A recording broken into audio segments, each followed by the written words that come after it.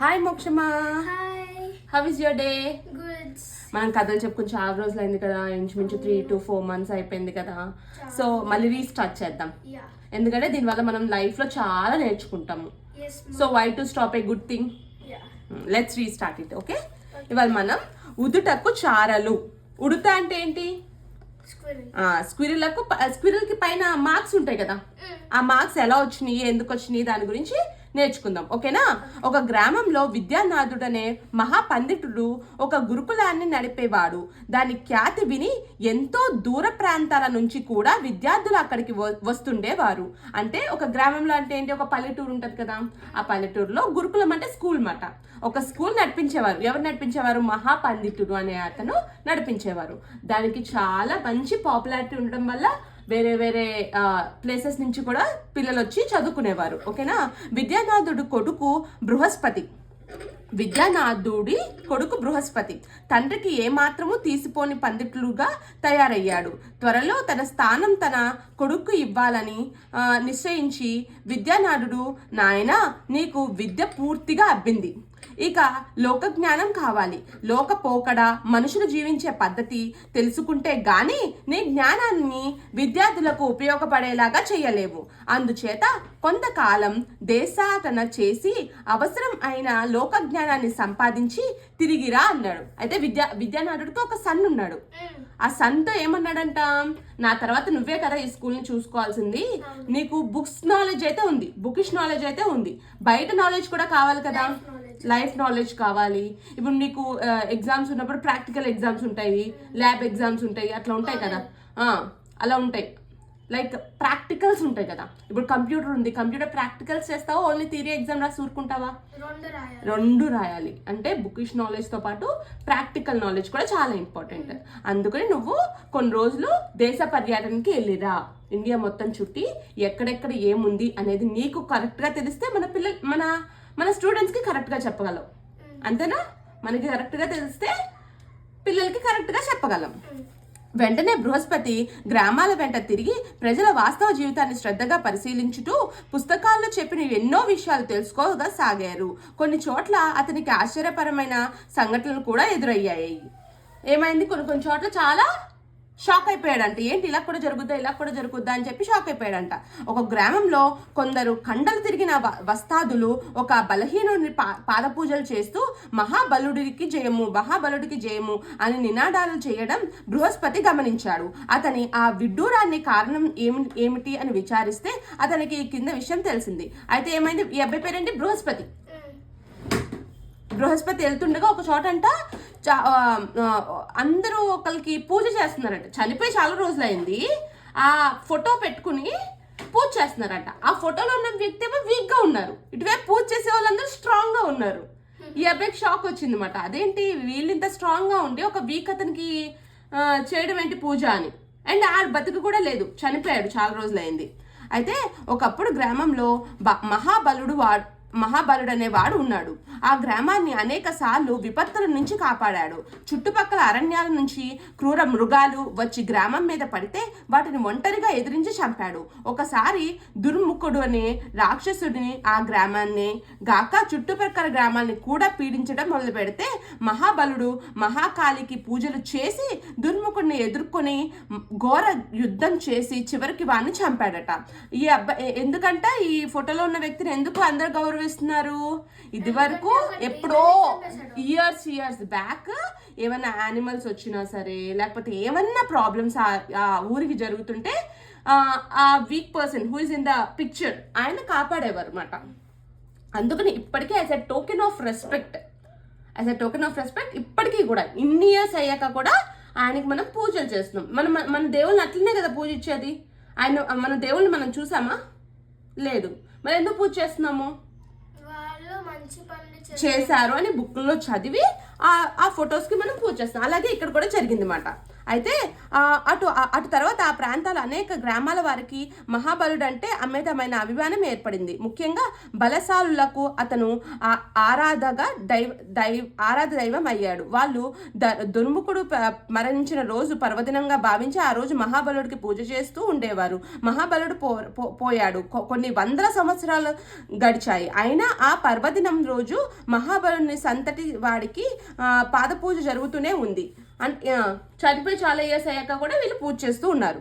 పూర్వీకుల గొప్పతనాన్ని బట్టి మనుషులు ఆరాధించడం బృహస్పతి ఇంకా అనేక సందర్భాల్లో చూడడం జరిగింది. అయితే అందుకు విరుద్ధమైన సంఘటన కూడా అతనికి మరో గ్రామంలో ఎదురైంది. అతను ఆ ఊరి పెద్ద వితండుడి ఇంట్లో బస చేశాడు.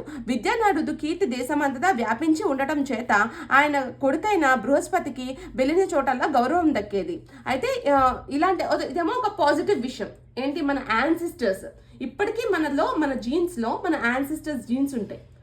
సో ఒకటేమో పాజిటివ్గా గుర్తుపెట్టుకుని గౌరవం చూపించారు కదా, ఫోటోకి గౌరవం చేశారు కదా. ఇంకోటి నెగిటివ్గా ఉంటుంది, అదేంటో చూడు. అలాగే వితండు బృహస్పతితో మహాశయ, ఈరోజు ఈ గ్రామంలో ఆస్థాన కవిని ఎన్నుకుంటున్నాం.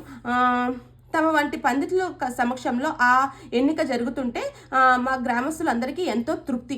తమరు కూడా అక్కడికి రావాలి అంటూ ఆహ్వానించారు. బృహస్పతి అందుకు సరేనని ఆయనతో బయలుదేరి వెళ్ళాడు. ఆస్థాన కవి పదవి కోసం 6 వచ్చారు. అందులో ఇద్దరు అసువుగా కవిత్వం చెప్పగలిగేవారు. ఇందులో ఒకడు తాను రచించిన 3 కావ్యాలను వెంట తెచ్చాడు.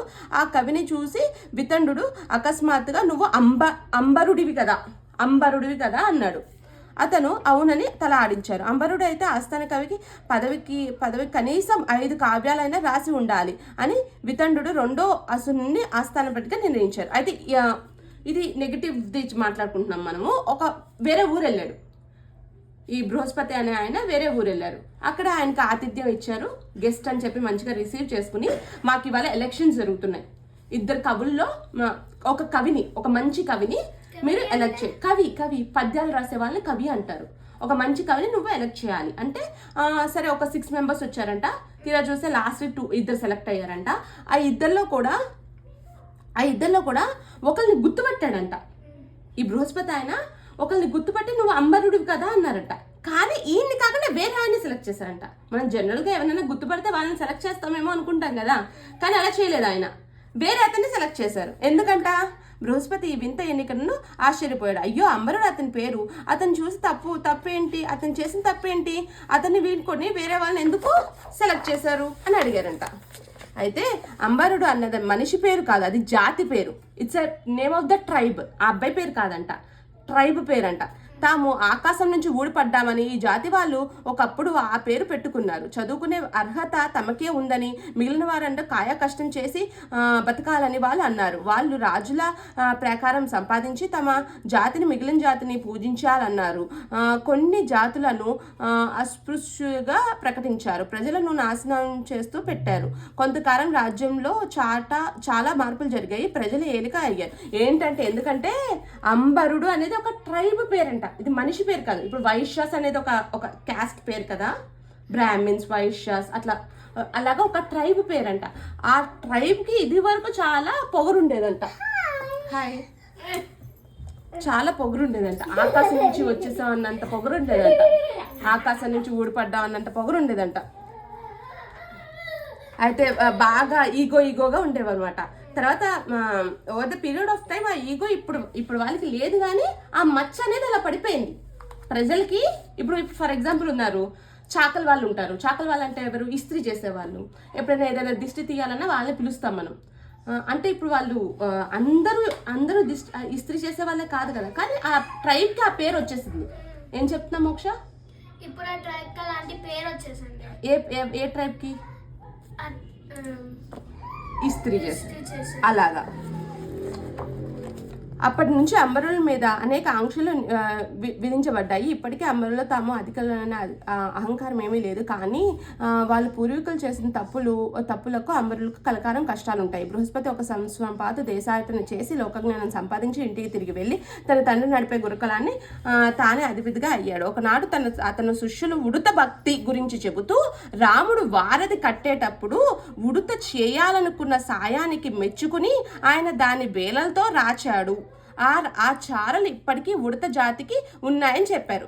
ఇప్పుడు అయిపోయింది, పాజిటివ్ అయిపోయింది, నెగిటివ్ అయిపోయింది. పాజిటివ్ ఏమో ఒక వీక్ పర్సన్ అందరూ గౌరవించడం చూసారు. ఎందుకు రీజన్ అంటే ఎప్పుడో ఒకసారి అయినా ప్రొటెక్ట్ చేశారని. నెగిటివ్ ఏంటి, ఆ జాతికి ఇప్పుడు ఆ అబ్బాయికి గర్వం లేదు కానీ ఆ జాతికి ఈగో ఉందని, ఎప్పుడో ఈగో ఉందని ఆయన సెలెక్ట్ చేయలేదు. అదే రీజన్ కింద చెప్పారన్నమాట. ఇప్పుడు వచ్చేసారు, ఆయన దేశ పర్యటన అంతా అయిపోయింది. వచ్చేసి వాళ్ళ స్టూడెంట్స్కి ఉడత భక్తి గురించి చెప్పారు. స్క్విరల్ మీద ఎట్లా మార్క్స్ వచ్చినాయి అని చెప్పాడు. రాముడికి ఉడత బ్రిడ్జ్ కట్టడంలో హెల్ప్ చేసింది కాబట్టి రాముడు ఇట్లా మనం ట్యాప్ చేస్తామా, బాగా చేసావు అని, అట్లా రాముడు ఇట్లా సవర్పెట్టి ఇలా తీసేసరికి ఉడతకు స్క్విరల్కి ఆ మార్క్స్ వచ్చినాయి అంటున్నారు. అయితే స్టూడెంట్స్కి కూడా నీకు వచ్చిన డౌటే వచ్చింది. ఇందుకు ఒక శిష్యుడు అభ్యంతరం చెబుతూ సహజ లక్షణాలు జాతికి సంక్రమిస్తాయి కానీ కృత్రిమమైన ఏర్పడిన లక్షణాలు ఎలా సంక్రమిస్తాయి గురువుగారు? మా నాన్నకి చిన్నతనంలో నుడిత మీద గాయమై మాని మచ్చుకుంది, కానీ ఆ మచ్చ మాకెవరికి రాలేదే అన్నాడు. బృహస్పతి ఆ మాటకు నవ్వి, నేను చెప్పిన దానిలో నీతి అది కాదు.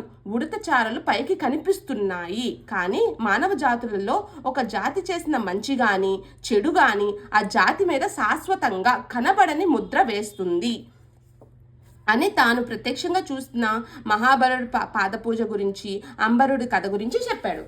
అర్థమైందా నీకు?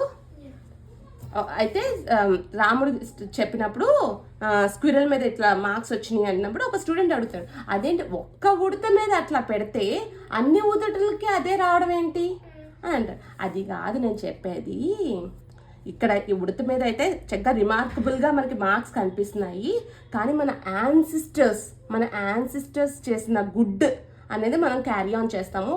వాళ్ళు గుడ్ చేస్తే మనం గుడ్గా ఉంటాము, వాళ్ళు బ్యాడ్ చేస్తే మన మీద అదే మచ్చ, ఎక్కడో ఒక చోట మచ్చ వస్తుంది. ఇప్పుడు నువ్వు బయటికి వెళ్ళి మీ నాన్నగారి పేరు మీ తాతగారి పేరు చెప్పావు అనుకో, మీ నాన్నగారు మీ తాతగారు మంచివారు కాబట్టి నీకు కూడా అలాంటి ఒక ఇంప్రెషనే పడుతుంది.